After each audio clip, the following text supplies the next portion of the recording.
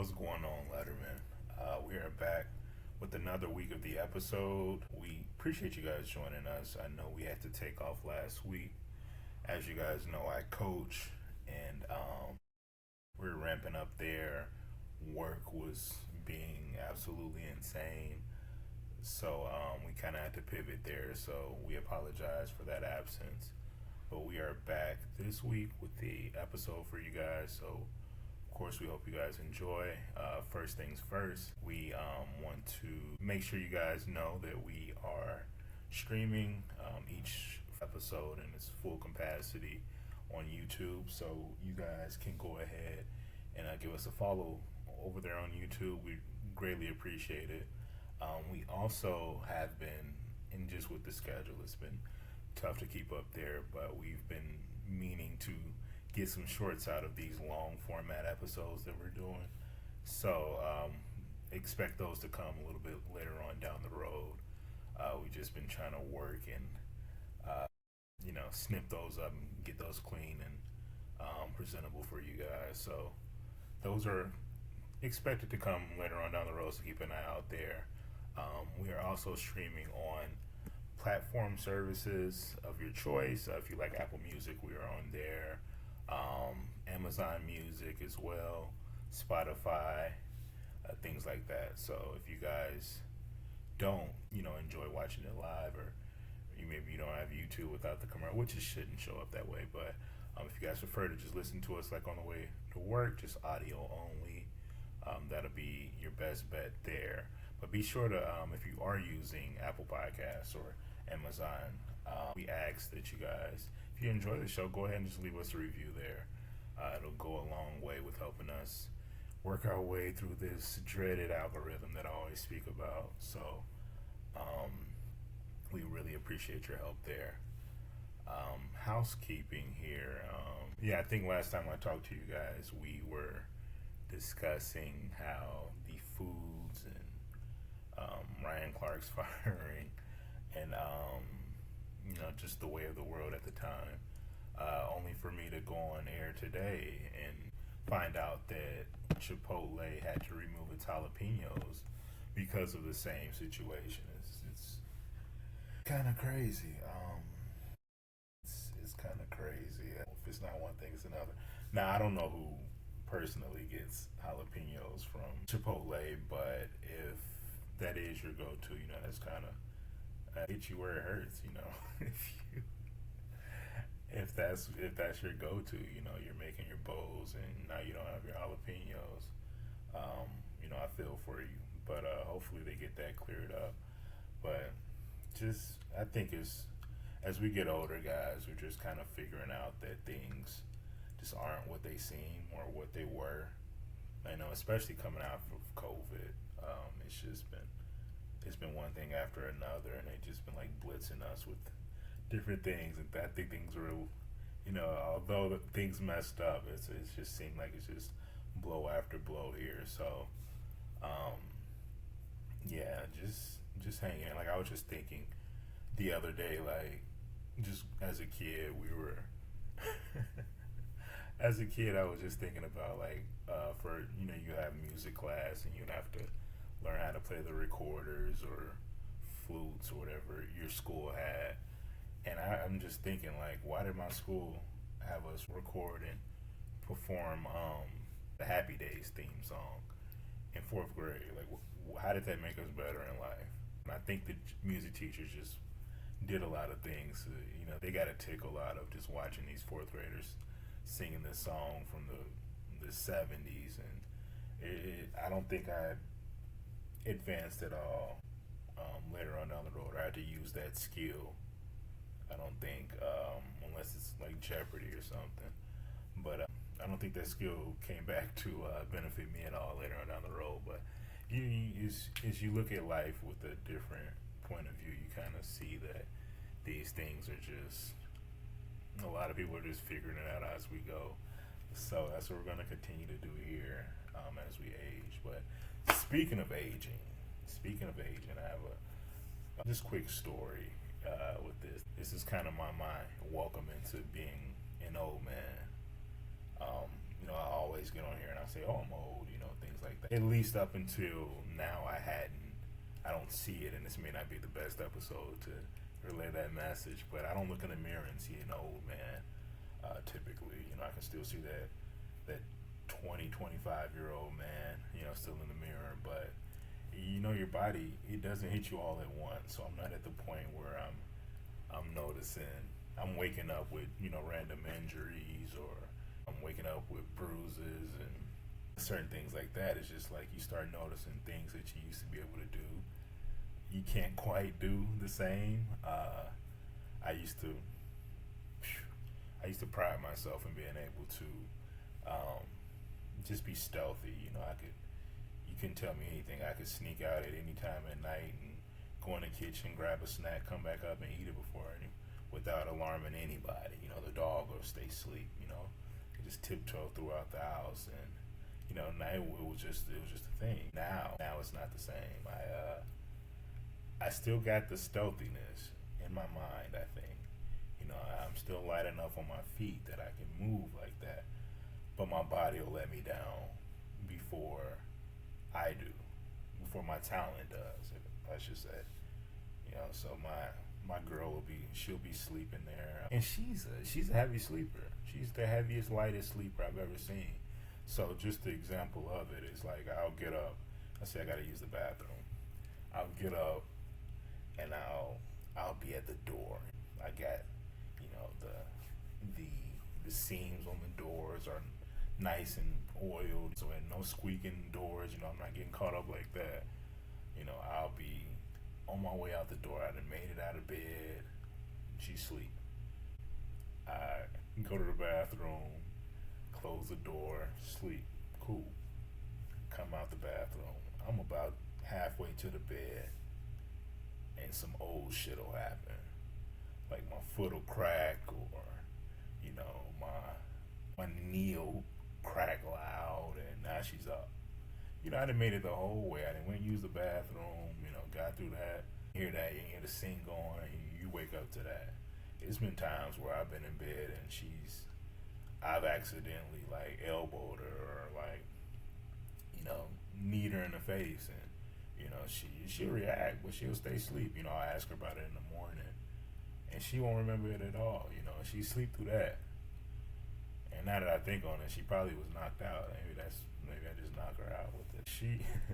She'll wake up and she'll be like, I don't remember none of that, but she'll remember my finger cracking in the middle of the night. It's unfortunate, man. It's unfortunate to see yourself, slowly losing what you used to have. That used to be a strength of mine. So now I gotta find another way. I just gotta sneak the bathroom breaks in before bed, or just hold it till I get up, because I can't get around like I used to anymore. But it's part of being old. So I guess it just comes with age. That's a gift of living, though, is to get old. So we'll all get there. So no need to rush it, but there will be signs, apparently. But anyway, once again, I am happy that you guys joining us this week. I was a bit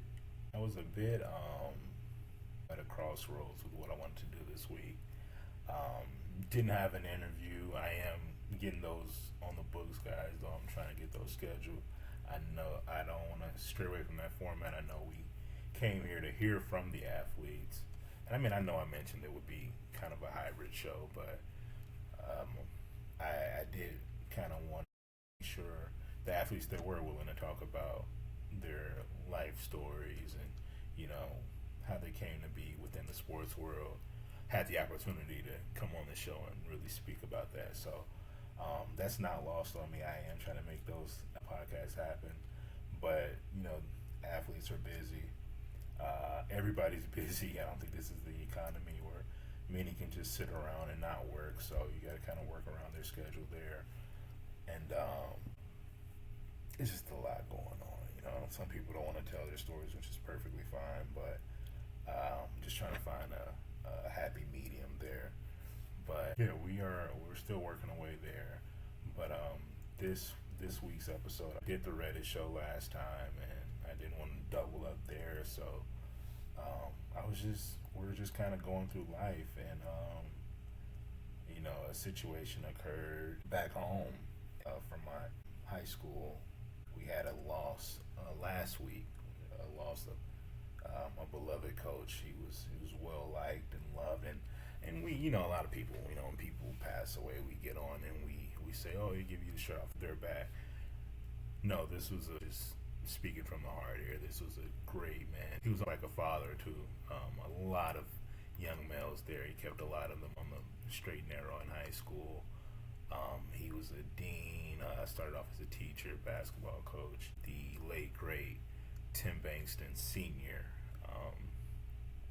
I was very familiar with him. My brother played basketball. I played basketball a little bit in high school, but he was always around. With the events, if he wasn't coaching or running practices, he was around, making sure that things ran smoothly. So he, it was tragic. It was a tragic loss, and it kind of makes you, put things into perspective. So I can only imagine what the family's going through there. He was definitely a big focal point. And just when you thought of TF North, if you thought, they told you to think of three people from TF North, he's going to be in that mix. He was, just a great soul, great big heart. I used to, they had always asked me, like, Miles, can you mimic Bankston's voice? And that was my thing, as kind of what I did throughout high school, just kind of joke around with people there. But I remember one time he called me doing it, and he comes over to the table, and it was just like a group of kids there, and they're like, I'm just going to work, mimicking him. And he came and sat down, and I was like, oh man, I'm gonna get in some type of trouble, like, here we go. But just a testament to the man he was. Like, he sat down, and he with his raspy voice, he's like, all right, boy, if you're gonna do it, you better do it good.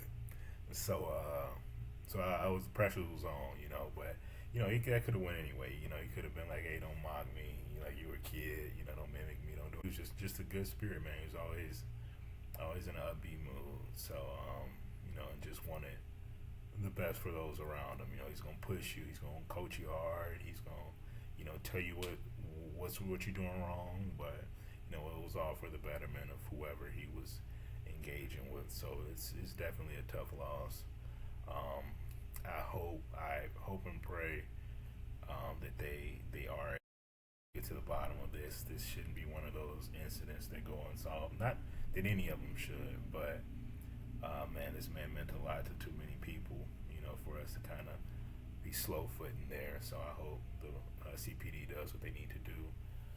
If anybody knows anything, that they're talking, and we get to the bottom of this. But just a soul gone too soon, So I pray for his family, his kids, TF North. I pray for you guys, all those affected. But he was a good one. Lost too soon. So with this incident happening, it kind of inspired my episode this week, where we're going to take it back a little bit here. A Letterman legend, and I'm always looking for, like, interesting stories that kind of go with what's going on at the moment. There's a lot of great athletes, a lot of people you would consider legends in the game that need their story told, but it's not always the right time. But I felt like this was perfect, and one day I do intend to, with the permission, and kind of give it some time as well. It's still super fresh, the story of Tim Bankston. I'd love to cover that, just in honor of him, and the impact he made on the city, his high school, and TF North. So I won't forget that for later on down the road. But I know certain things happen that kind of inspire you to lean a certain way with a certain topic. So with him passing, it was like a duh moment for me, that why have on the great athletes of Simeon High School. And not only was Tim Bankston a focal point there, but about the most was Ben Wilson. And for some listeners, you know, if you're from Chicago, I think, especially from the South Side, you've heard of Ben Wilson in some form or another. If it was through family stories, you know, people telling you about it. I had those. You also, you know, you hear about a lot of the, you know, the Derrick Roses, the Patrick Beverleys, the Anthony Davises. All of these guys, you know, grew up basically, um, you know, modeling their game and wanting to be the next top guy that Ben Wilson was. Ben Wilson was pretty much put Chicago on the map. So I felt like it was the perfect time to go ahead and get that covered because he is, in every aspect, a Letterman legend that the world should know about. They did, and it kind of faded off. So fortunately, uh, with that whole thing, you know, it's just so many athletes to keep up with. ESPN did a 30 for 30 of his life. So if you hear the story today, and you want to hear more, be the I would recommend that documentary. It kind of goes a little bit more in depth. Has clips to go along with it, so you can kind of see him playing live and yeah, just doing this thing, becoming, you know, who he was intentioned to be. So unfortunately, you know, trigger warning. This story does end with tragedy. This story does reference some gun violence, and I just wanted to make you guys aware of that. That this, you know, if you're sensitive to that, no problem. But his story does, um, you know, feature that unfortunate aspect of a lot of, you know, Chicago. I don't even want to say culture. Chicago, just part of, you know, the way of life out there. You know, it happens. And so we're going to touch on that and kind of like some of the things that, you know, could have been avoided from that, and you know, the new steps that not only law enforcement and, you know, first responders took, but just the community overall as well. So without further Jesus, without further ado, let's get into the story. Do I have any music? And y'all like, all right, if y'all listen on Spotify, let's roll some music. Let's give me some story music right now. Give me a story break now. If you're watching on YouTube, I'll probably just look crazy, but roll me some music. Come on, man, get me going. But no, enjoy the story, guys.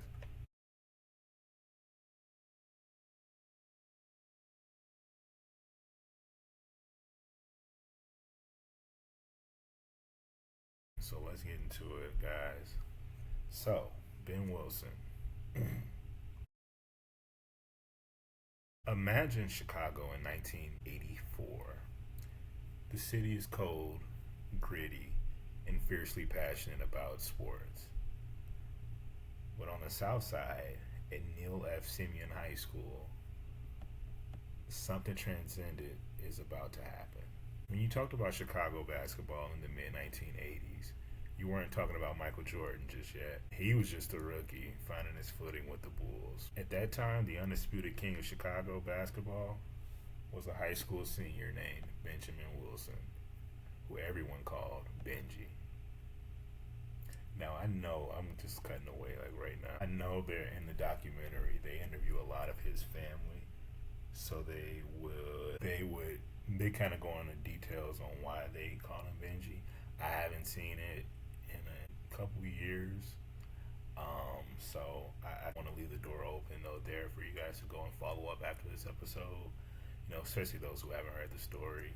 Well, I know a lot of you are going to have heard the story, but the ones who are just for the first time hearing about Ben Wilson, yeah, please watch that 30th for 30. I think if you want the best bang for your buck as far as a documentary and just interviewing a lot of the Chicago OGs, then that's kind of where you want to land.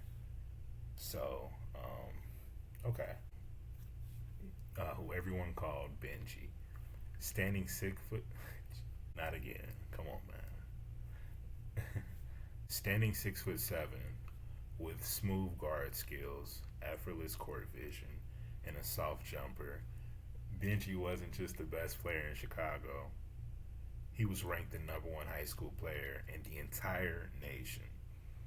Now, people called him Magic Johnson with the jump shot. To his community, Benji was the golden child. He was the hope. Some may say the standard. And then in a single tragic afternoon, that was all taken away. My Letterman, I introduced to you guys the story of Ben Wilson. Benji was born on March 18th, 1967. That's 2 days before my birthday. Pisces. Pisces in the house, man. We legends. We can't help it. They were just naturally going to be better than everybody. Benji was born on March 18th, 1967, and raised in Chicago's Chatham neighborhood. He grew up in a supportive household, nurtured by his loving mother, Mary Wilson. Now, from an early age, Benji possessed a natural magnetic charisma. On the courts of Cole Park, he was a spectacle. He didn't play basketball with the ego or hostility. He played with a calm, smiling grace that drew crowds of hundreds just to watch him run pickup games. Now, by the time he enrolled at Simeon, under the tutelage of the legendary Bob Hambrick, Benji's trajectory was sky high. Coach Hambrick was strict, instilling discipline off the court as much as on it, forcing Benji to work for his spot. And work he did. By his junior year in 1983 and the 1984 season, Benji led the Simeon Wolverines on a historic run, securing the school's first ever Illinois Class AA state championship. During the summer of 1984, at the prestigious Athletes for Better Education camp, the AFBE, talent scouts and college coaches officially designated Benjamin Wilson as the single best high school player in America. Now, at this time, he had offers from every top college program in the country. Schools like Illinois, DePaul, Indiana, UCLA. NBA superstardom seemed not just possible, but inevitable for this young man. Well, it was Tuesday, November 20th, 1984. Now, this was the day before Simeon's season opener, and Benji's would have been his senior year, final season at Simeon, where they were set to begin their championship defense. Around lunchtime, Benji walked down South Vincennes Avenue near the school with his girlfriend. Just a few blocks away, another group of teenagers was hanging around. Among them was 16-year-old Billy Moore, who we later found out was carrying a concealed gun. Now, the next part, it varies from person to person. They actually, if you do watch the 30 for 30 doc, they actually have the kid, Billy Moore, who did the shooting on there to explain his side. So they have his story, and they have when he was with the young lady, and Benji was with his girlfriend. So these stories kind of vary, but this is pretty much a summation of what they believe happened, just taking the two stories and just kind of taking the common theme out of it. So they're walking down South Vincennes, and Benji walked past and ended up bumping into Billy Moore. Now, what should have been a minor and forgettable teenage moment escalated in seconds. What we know is that words were exchanged, where some intentions flared, and although the account details vary, the outcome remains tragically unchanged. 2 gunshots rang out. Benji was hit in the abdomen and liver, and he collapsed on the sidewalk. Now, although not immediately fatal, Benji gets shot in the stomach, though that's not a fatal sentence. Very critical. There's a chance that it definitely can go that way if left untreated, but not a death sentence.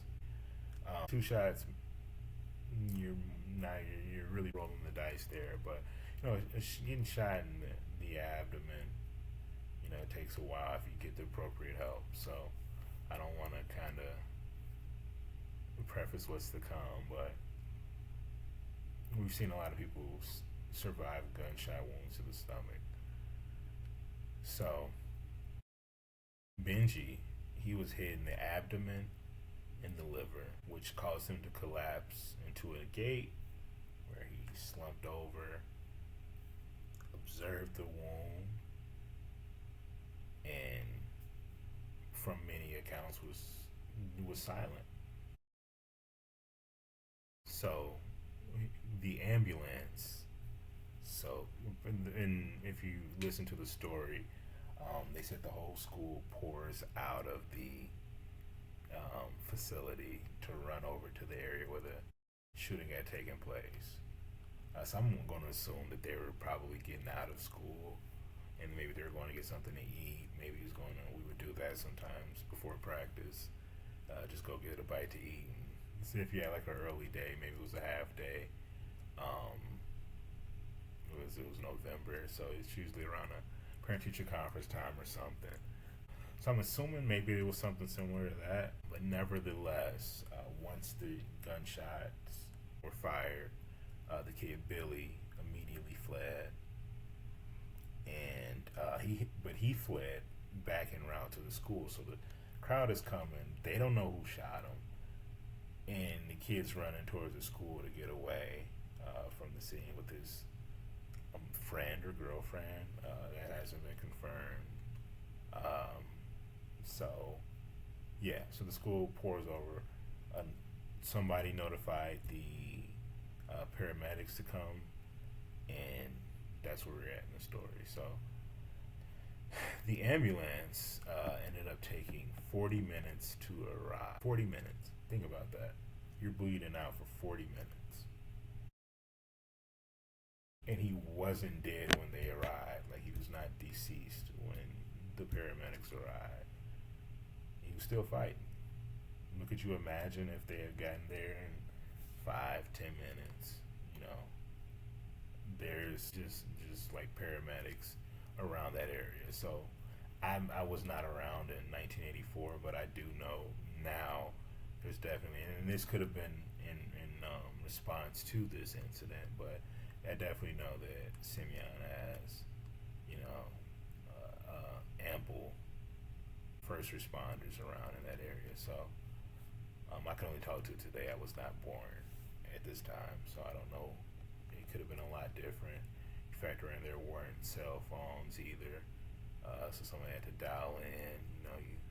I'm not trying to give them too much wiggle room here, but it could be a multitude of things taking place. But 40 minutes is actually insane. I feel like an ambulance could have drove by at that point and saw the crowd and gave some help within 40 minutes. So and this is like a school day, so I don't know what the delay would be caused by. But anyway, it did happen. You heard that right. It took 40 minutes for them to arrive. Now at the hospital, the doctors fought around the clock to save his life. Throughout the night, family members, teammates, coaches, and those within the community were all praying, hoping for Benji to pull through. Standing room only in the waiting rooms at the hospital, and everybody just waiting to hear a response from that. And at this time, I want to state that they were able to capture the young man who did the shooting by this point. So by night, they knew exactly who it was. They had already taken him in, heard his story. He mentions that, which I remember, that one of the people at the Benji was so well known that a woman within the police station in which he was taken into stated to him that she's like, "Are you the kid that killed? You the kid who killed Benji? Like, I hope they give you the death penalty or something like that. You know, something along those lines. Like they were, that was that was our star. You know, that was the first kid in Chicago to be ranked number one. Chicago has a reputation of being the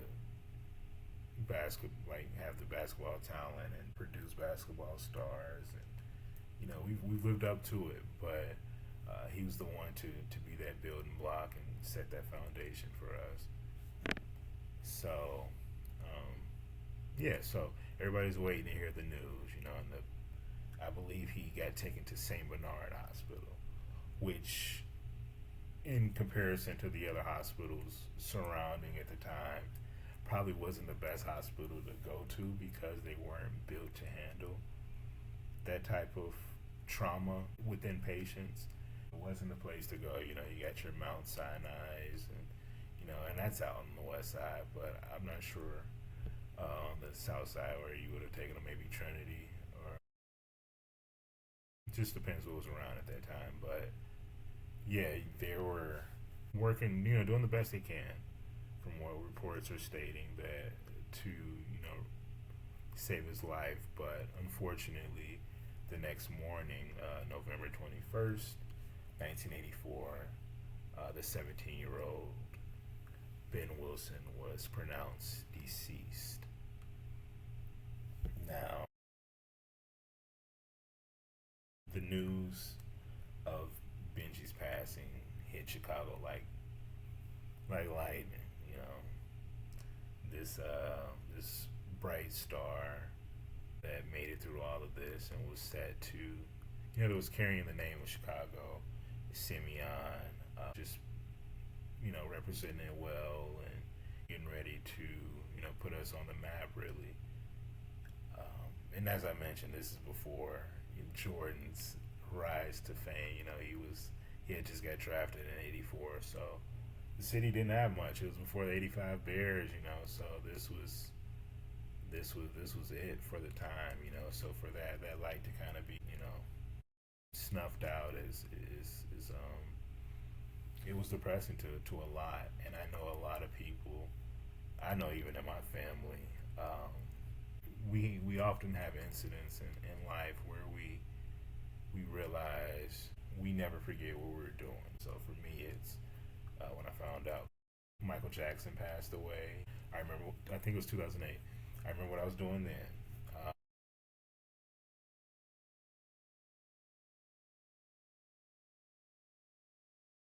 Little box TV in my kitchen, and my parents were like, "We're probably going to keep you out of school." I know this is a serious story, but yeah, they're like, maybe you can change your clothes, you can take your uniform off. I think we good on that today. But I remember that when Kobe Bryant passed away. Well, this is one of those instances in Chicago where everybody who was probably of walking age could tell you what they were doing when you know when they got the news that Ben Wilson had been. So yeah, so needless to say, the city's traumatized by this. His funeral, there were thousands in attendance. They ended up holding it at Chicago State University at the gymnasium, and I know they have video footage of it in the 30 for 30, but there's just like different schools of just like people and you know, coming to see this young man one last time. So big outpouring of love and support, and you know, just kind of showed his impact on the community and how many people, you know, were believing in him to, you know, do something big for the city, be our face for the city. And practical purposes, he did do that, you know, in the little bit of time that he did have on this earth. So but his murder, what it did, it exposed the rising tide of gun violence within the youth in the city, in urban America. So the killing was not in vain. A lot of things came to be from that. And as we look in present day, Chicago still has an issue with crime and youth gun violence and just a lack of leadership there for the youth. You have these youth takeovers and things like that. It's sad to see that this was over 43 years, 42 years ago, and we still haven't gotten it under control. If anything, it's worse. So it opened our eyes to what was pretty much to come for Chicago. But this did spark a lot of anti-violence initiatives in the city. And, as I mentioned, he was taken into custody and charged, and I believe he just got out. Maybe he was a minor at the time, but he got out, I don't believe, until around, 2008. So he did over 20 years in jail for that. So back to the story though pretty much. Though his life was cut short, Benji's impact on basketball culture became immortal.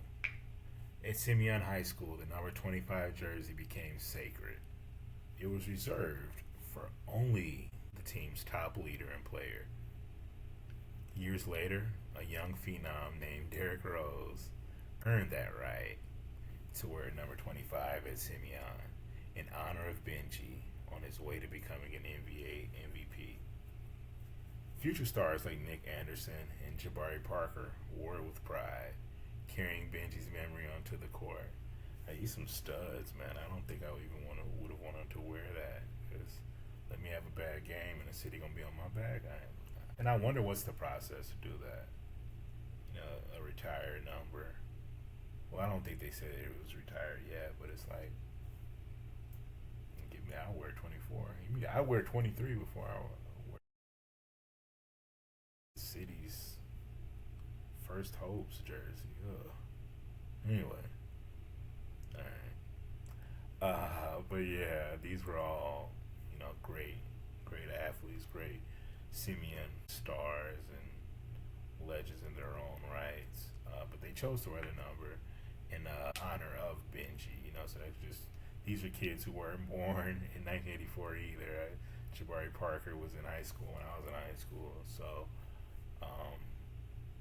just growing up and hearing the lore of that and, the impact he made on that particular high school, I would imagine he took some pride wearing that jersey. But yeah, just when people talk about Ben Wilson, they don't just talk about the points he scored or the state title.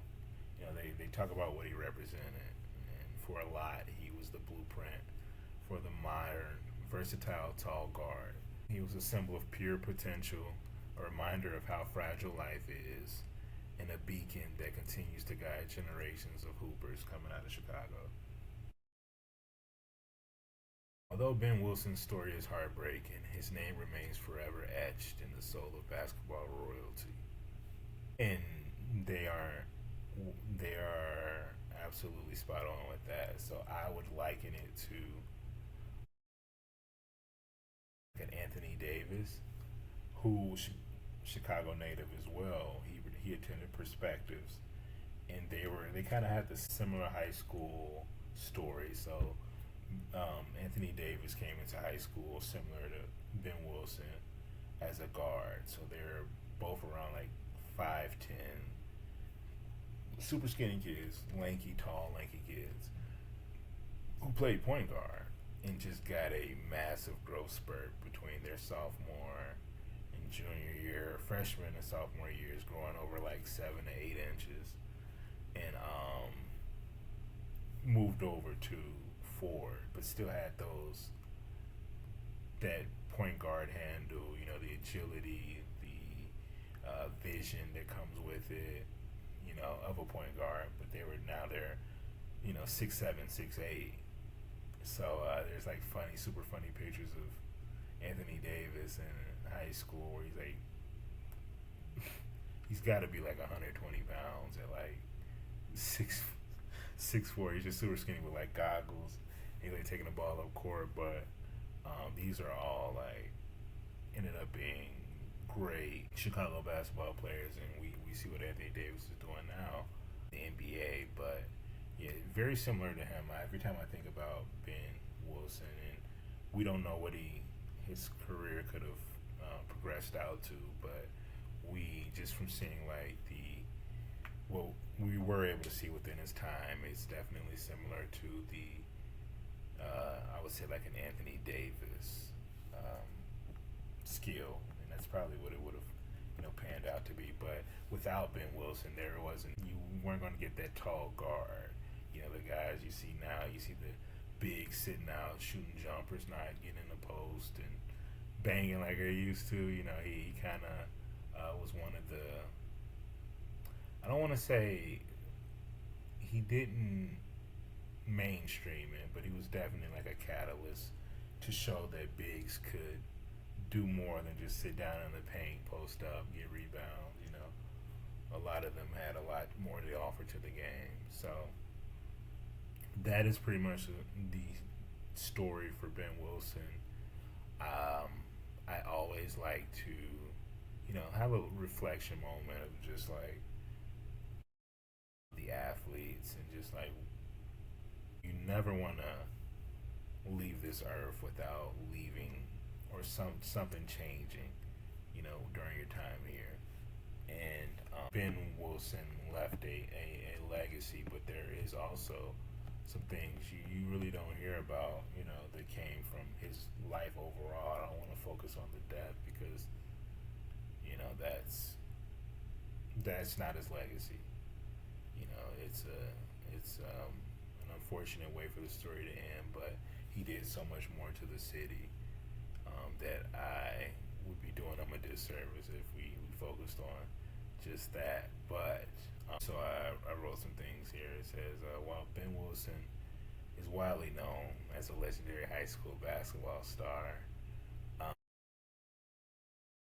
he underwent between his freshman and sophomore years at Simeon Career Academy, and I kind of touched on this.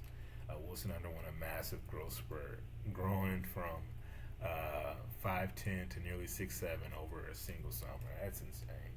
And why couldn't I get that? Give me if I stopped basketball because I was like, look,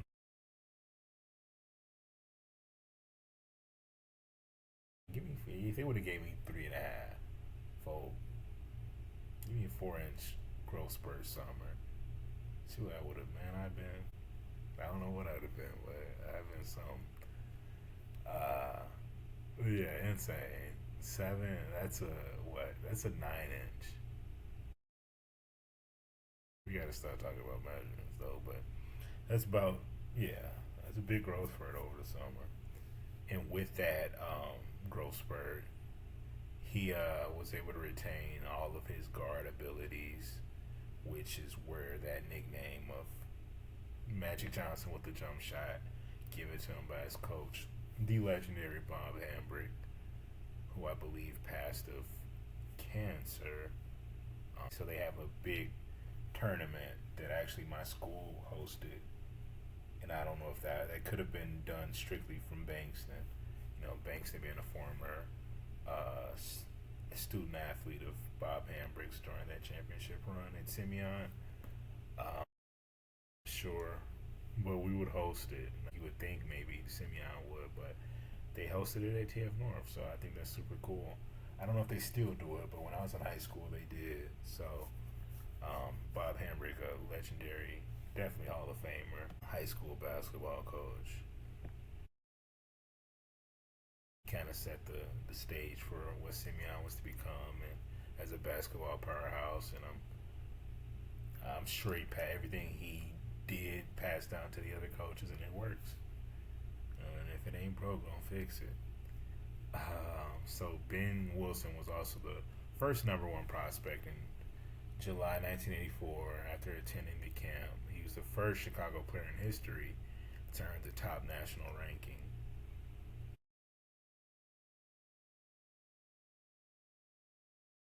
The number 25 is Simeon. So the jersey standard is important because it's like a tradition at the school where only the best get to wear that number. So you see any athlete at Simeon wearing that, now you know this is probably the best player, and they got a lot of respect and expectations for him too. A lot of responsibility comes with that. So future NBA stars. I did not know Nick Anderson was on that team as well. That's cool. He wore 25 as well. Is Juwan Howard, who was also from Chicago, throughout their college and professional careers to pay tribute to Benji. A little bit more of the unknown about Benji that we don't really hear. Benji had a kid. So Benji, he left behind a son. So just 10 weeks before his passing, Benji and his high school girlfriend welcomed a son named Brandon Wilson, who was born September of 1984. Now, not much is known about what he's doing now, and I'm sure he wanted to make his own life and not kind of be known for being Ben Wilson's son. But what we do know is that Brandon, he went on to play college basketball at the University of Maryland Eastern Shore, and he also wore his dad's famous number 25 jersey before working as a coach and a police officer. Following his shooting, with the ambulance taking nearly 45 minutes to arrive on scene, and being taken to St. Bernard Hospital, this small facility was inequipped to handle severe traumas, resulting in significant delays before surgeons could even operate on them. So it was just a bad situation all around.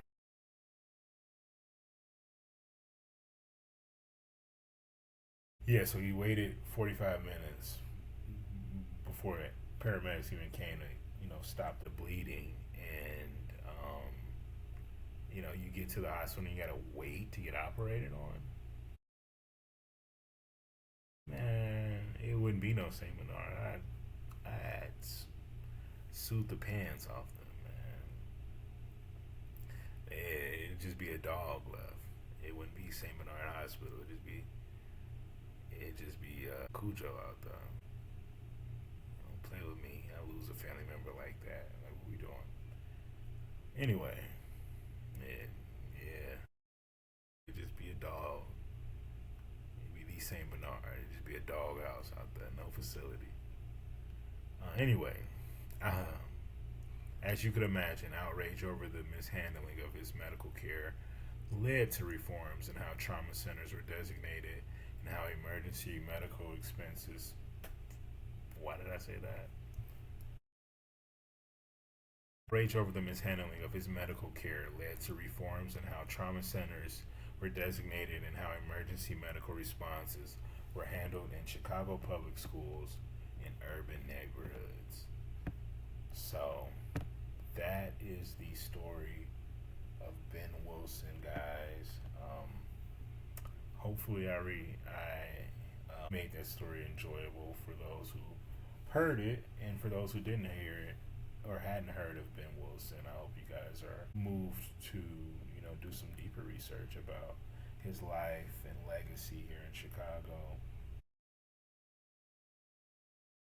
More into the Simeon history and what that entails, and yeah, some of the things we don't think about, or the things we enjoy today, where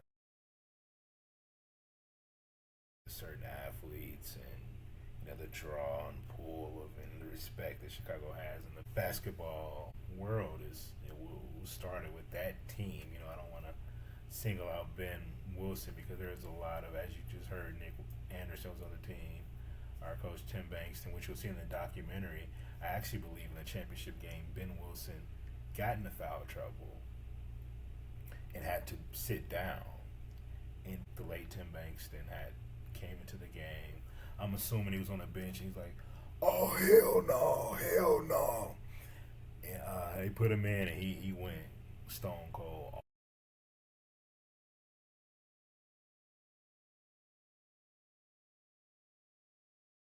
You know, the catalyst to get them over that hump. And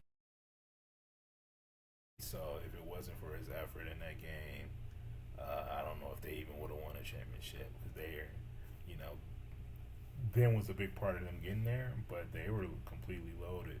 They're loaded, and they had some guys who could carry their own weight with or without them on the court. So I don't want that to be forgotten. If it wasn't a championship game, it was the semi. But yeah, Bankston, he went off. I remember it, and I'm happy that that documentary. I believe it came out maybe 14 years ago. So it'd have been 2012.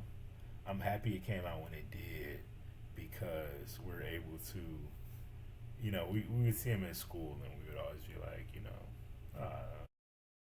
he'd always, we were like, well, we knew, they were like, he's a great player at Simeon, and everybody, all the teachers would tell us that, but you didn't look at it and see it, you didn't see it. So I know he'd be working on it, like, I gotta get back to my playing weight and things like that. But we as kids, you doubt, the impact because you weren't there.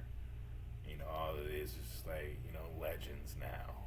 But I'm happy when that dropped, we were able to see him live. They had footage of him actually hooping and balling out and helping, get that team across the hump. So we were able to give him his respect, his love. He was just, he never felt disrespected by it. But it was good to just, all the stuff he was, getting him coaching hard and things like that.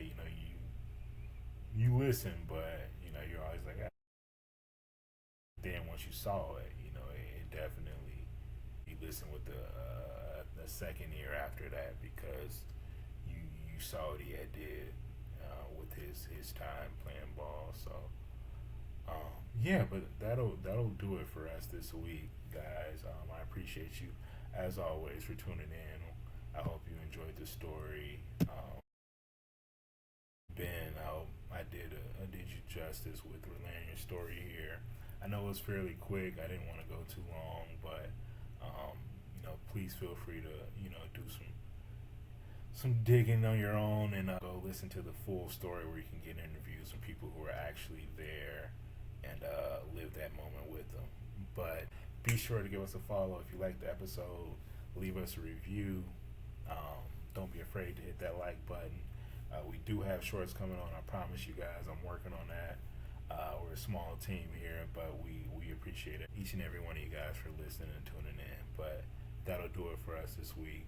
You guys be safe as always. Take care of yourself. And we will see you next time at the Letterman Legends podcast. I'm your host, Chris Miles. You guys take it easy.